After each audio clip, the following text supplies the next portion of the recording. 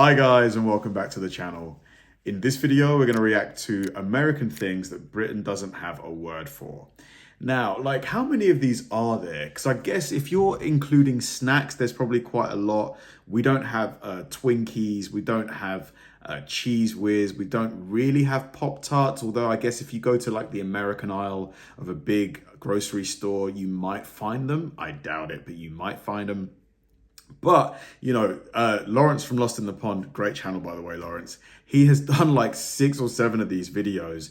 And so apparently there's tons and tons and tons of them. So I'm quite eager to see what makes it onto this list. And it turns out that Cheese Whiz, which sounds like something you might be sold on a dark corner in Camden, is really only marketed in Canada, Mexico, the United States, the Philippines, and Venezuela. Wow. Hello, I'm Lawrence and I'm on a quest to uncover all of the memos that Britain and America lost in the pond, and one of those memos pertains to things and stuff. Particularly things and stuff for which the other country doesn't have a word. Now, you may remember that a few weeks ago I did a video that touched on these very things. 8 American things that Britain doesn't even have a word for. Well, prepare yourself for the greatest sequel since The Empire Strikes Back, The Two Towers and Psycho 3, because this And Terminator 2. is 8 American things that Brits don't even have a word for, Part 2, Return of the Hush Puppy. And so, after 13 years of living in the United States, what other crazy things do we not have back in my homeland? Let's take a look. Tater tots. What a surprise. We're going to begin this list, just as we're going to end it, with American food. Tater Those are like potato nuggets, aren't they? tots. What the heck are tater tots? Well, many years ago when my wife suggested that we eat tater tots as a starter/appetizer, I thought she'd lost her mind and was ordering from the kids menu. But it turns out that tater tots, which are a kind of grated potato that are deep fried and turned into a cylinder, are popular among many Americans, no matter the person's age or ability to make healthy choices. And while we love a good potato in Britain, the closest I came to experiencing anything like this was devouring a fish cake. And I know what you're thinking, Lawrence, you've lost your blooming marbles. Fish and potato are not the same thing. But a lot of fish cake is battered, and for me, the best kind does include potato. Either way, tater tots, they're best with ketchup, unlike these. So, yeah, they are basically like potato nuggets, aren't they? I guess those would taste quite good, you know, as a replacement for French fries, maybe. And while that was a terrible segue, can you remember a few weeks ago when I said this? The word car hop has nothing to do with dogs because that would be mental. Furthermore, a car hop is not a type of car that hops because see previous comment. Well, I was reminded by Jeff, one of my longtime patrons, that America does have cars that hop and not just Herbie. Lowrider cars are exactly as they sound. They're specifically customized to have a lower body, right? A bit like a wrestler after multiple back surgeries. And, you know, I'm not a mechanic. I don't understand how it all works. But basically, these cars have a height adjustable suspension that allows them to do things that would make the Transformers themselves. And while lowriders were popular in West Coast hip hop and featured in the music videos of Dr. Dre and Snoop Dogg, us Brits aren't cool enough to drive anything like this. But then again, we did give the world the Mini. Meanwhile, Jeff on Patreon is on a roll because he also brought to my attention this. I remember like the video for was it Still Dre or nothing but a G thing? Yeah, I think it was that one. And just seeing how high those cars were bouncing up, it was crazy. Almost like completely vertical, like boing. Arroyo. In the original video, you may remember that I talked about a geological phenomenon known as buttes. Well, there's one other type of phenomenon that, while not exclusive to the United States, it's only found in arid regions of the world that are similar to America's southwest. I'm talking about arroyo. An arroyo is a kind of temporary dry creek or gulch, and they often come about after a series of flash floods. And as you've probably guessed, it's taken from the Spanish word arroyo. In Spanish, arroyo just means any small river. And it's quite comforting to hear that, because if an arroyo magically showed up in the United Kingdom, I think we just call it a stream or an English puddle. Anyway, while we're on the subject of names, that brings us on to this. Never heard of Arroyo before. This entry comes with a little bit of a caveat. In the United States, Miranda rights, or a Miranda warning... The Miranda rights, that's basically when you, a police officer basically says you have the right to remain silent, you have the right to attorney. If you cannot afford one, the state will etc., etc. It's basically a notification from a police officer warning of your right to remain silent. How do I know this? Because I accidentally fell into the Mississippi naked once. And the term came about not because the arresting officer is called Miranda, though hilariously that probably has happened, but because it derives from the 1966 US Supreme case, Miranda versus Arizona. Anyway, the reason that I said that this one comes with a caveat is that we do have the right to silence in the United Kingdom. We just don't have a single word or person's name that encapsulate it like America does. So with that in mind, why don't I come up with one? From this day forward, the British right to remain silent will be known as Gemma rights, which I've just realised sounds like my friend's name, Gemma Wright. Now I do want to stress that there are subtle differences between Miranda rights and the British right to remain silent, but more on that in another video. In the meantime, let's keep going. Homecoming.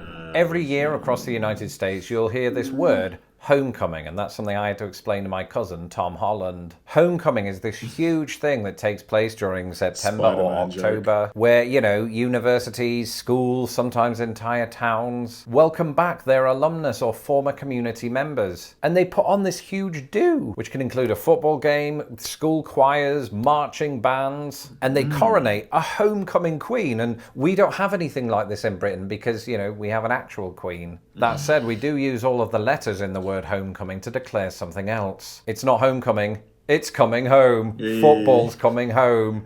My American audience is so confused right now. But speaking of ball games, batter up. I'm never doing that again. Yeah, we have adopted a lot of the American sort of like proms and the end of year sort of like balls and stuff. It wouldn't surprise me if we start doing homecomings as well, honestly, with the way things are going. Wiffle ball? Many moons ago, during my first summer in the United States of America, I was physically dragged into what I thought was my first ever game of baseball, but baseball for kids. Into my hands was thrust a round bat that was long and thin like my pen collection. Coming at me was a ball, but not one of those heavy balls that I'd come to associate with baseball, but a white perforated plastic ball that looked like one of those things you put in the washing machine. Dramatically, in slow motion, I did hit the ball, but also my mother-in-law's cousin. The game in question, while a variation of baseball, is called wiffle ball. And since baseball itself hasn't really made many waves in the United Kingdom, thanks largely to the unfathomable allure of cricket, not to mention the clearly superior game of rounders, wiffle ball is way at the back of the queue, to the extent that if we had it in Britain, we'd probably just call it baseball. And with that, I can already sense Americans coming at me with their bats. Put them down, I'm just the messenger. You know what, let's move on to a non-divisive American sport for which the Brits don't have a word. Soccer. I'm joking. That's right, we return now to America's royal family. You see, whether or not this is true, in my head I imagine that homecoming queens grow up to be really rich. And so by the time this has happened and she moves into the house of her dreams, she spends every night sleeping on top of the California king. And because some California king's the size of bed, isn't it? It's huge. I think it's like 50% bigger than a typical king. people in the world have filthy minds, I should probably clarify that a California king is a size of bed. Yeah. But then you knew that already if you've seen my video on 5 ways that British and American bedrooms are very different. You see, in the UK, bed sizes end with the Super King, which is 72 inches by 78. Anything after that and we simply don't have a word for it. California King is almost 6 inches longer, and I hope that my Aunt Ethel didn't turn on the video at that sentence. But even though I discussed this in a previous video, I really wanted to include it in this one, because it turns out the California King isn't America's biggest ever mattress size. What? In fact, it's been beaten to that title by some of America's other all-conquering monarchs. The Wyoming King, a perfect square, measures in at 84 by 84 inches, while no mattress comes close to dethroning the Alaskan King, that measures in at a whopping and quite... Whoa, that's like... So there's 12 inches in a foot. So that's gotta be like, we're talking like 8 feet more? Like 8.5 foot by 8.5 foot. That's a big bed. Quite frankly stupid 108 by 108 inches. Just thinking about that makes me want to go and lie down. But I can't do that yet because we are now ready for our final entry.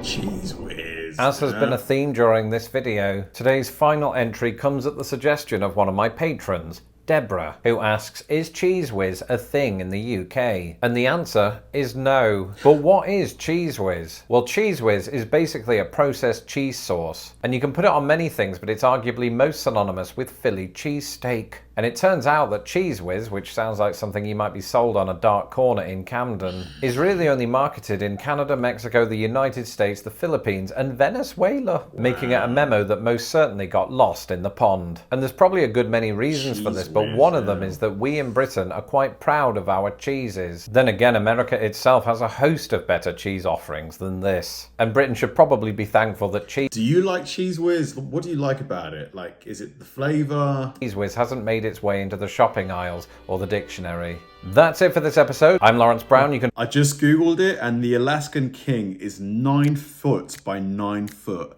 That is a massive bed. Absolutely huge. I think it might be the bed that Shaquille O'Neal, I remember watching an episode of Cribs, and Shaquille O'Neal's bed was just enormous. I think maybe that was it, or perhaps he got a custom made bed, because obviously he's like 7 feet tall, and he looked like he was just, it looked like an Olympic swimming pool, his bed.